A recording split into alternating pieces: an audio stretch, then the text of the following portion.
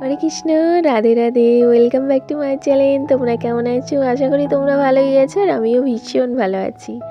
আর আজ শনিবার, এখন সময় বিকাল 5টা। তো এই টাইম থেকে তোমাদেরকে সঙ্গে নিয়ে ব্লগটি স্টার্ট করছি। আই হোপ যে ব্লগটি তোমাদের ভালো লাগবে। বন্ধুরা, কালকে যেখান থেকে ভিডিওটি শেষ করেছিলাম, আজকে সেখান থেকেই ভিডিওটি শুরু করেছি। মানে কালকে বিকালে ভিডিওটা শেষ করেছি। আর এই ভিডিওগুলো আমি দিতে পারিনি, কারণ ব্লগটি বড় হয়ে যেত আর তোমাদের ভালো লাগতো না, বোর হতে। তো সেই জন্যই আর কি এই ক্লিপগুলো রেখে দিয়েছিলাম। তবে ভালোই হয়েছিল, কিছুটা ভিডিও আগে করে রাখলে কি হয়, পরের দিন চাপটা কম থাকে।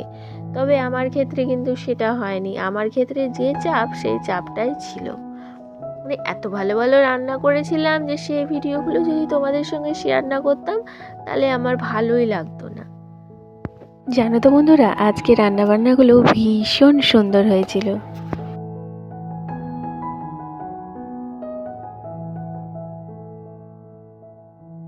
বন্ধুরা, আগের দিনের ভিডিও শেষ করে আবার নতুন দিন থেকে ভিডিও শুরু করলাম। Good morning.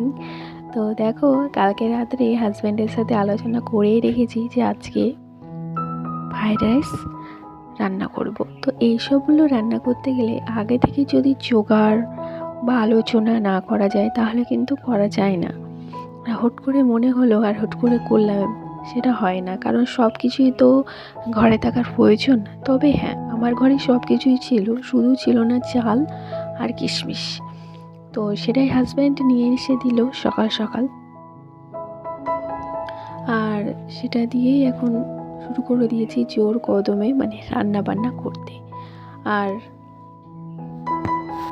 কী বলে তো বন্ধুরা, ফ্রাইড রাইসের সাথে আলুর দম বেশ জমে। তবে আমি একটু আনকমন চেষ্টা করেছি। আলু তো সবসময় ঘরেই থাকে, আর আমারও ছিল।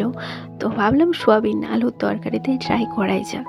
আর তারপরে জানো তো, সবজিগুলো দেখছি যে কিছু কিছু সবজি, যেমন বিনগুলো একটু কেমন হয়ে গেছে। এবার সেগুলো যদি রেখে দিতাম, তাহলে কী হতো, নষ্ট হয়ে যেত। যা সবজির দাম এই দ্রব্যমূল্য বাজারে, সবজি নষ্ট করা মানে বিশাল ব্যাপার। তো সেই জন্য আমি ঢ্যাঁড়স আর বিনস দিয়ে কিছু একটা ভাজা করে নিয়েছিলাম, আর করেছিলাম পাঁপড় ভাজা। আর এই ছিল আজকের আমার রেসিপি। আর এত সুন্দর সুন্দর রেসিপি করার পর তোমাদের সাথে শেয়ার না করলে আমার একদম ভালো লাগতো না। তাই ফোনে যতই অসুবিধা থাকুক, সেই অসুবিধাকে দূরে সরিয়ে বলতে পারো ভিডিওগুলো তোমাদের সঙ্গে শেয়ার করছি।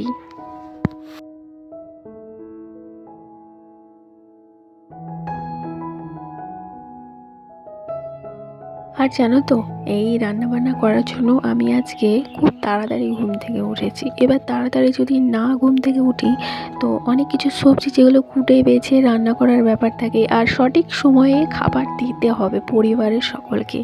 তো সেই জন্যই বলতে পারো সকাল সকাল ঘুম থেকে উঠে এই আয়োজন শুরু করে দিয়েছি। আর এদিকে দেখো, আমার রাইসটা হয়েই গেছে। আর রাইসটা হয়ে যাওয়ার পরে যে সব সবজিগুলো ভেজে নিয়েছিলাম, লেয়ারে লেয়ারে, ঠিক যেরকম বিরিয়ানি মানুষ বানায়, ঠিক সেইভাবেই আমি এই রাইসটা করি। তবে আমার ক্ষেত্রে এইভাবে সুবিধা হয়, তাই আমি করি। তোমরা কিন্তু অন্যভাবে করতেই পারো। আর এই যে দেখো, সম্পূর্ণ রান্নাবান্না ডান। আর আমার রান্নাবান্নাগুলো দেখে কার কার খেতে ইচ্ছা করছে, অবশ্যই আমার বাড়ি চলে আসতে পারো। আর আজকে রান্নাবান্না দিয়েই ভিডিওটা কিন্তু শেষ করে দিয়েছি, কারণ অলরেডি অনেকটাই লং হয়ে গেছে। তো বন্ধুরা, যারা যারা আমার ভিডিও দেখছো কিন্তু লাইক করা হয়ে ওঠে না, তারা প্লিজ একটা লাইক করে দিয়ে যেও। আর সকলে ভালো থেকো, সুস্থ থেকো, সাবধানে থেকো, পরিবারের সঙ্গে থেকো। বাই।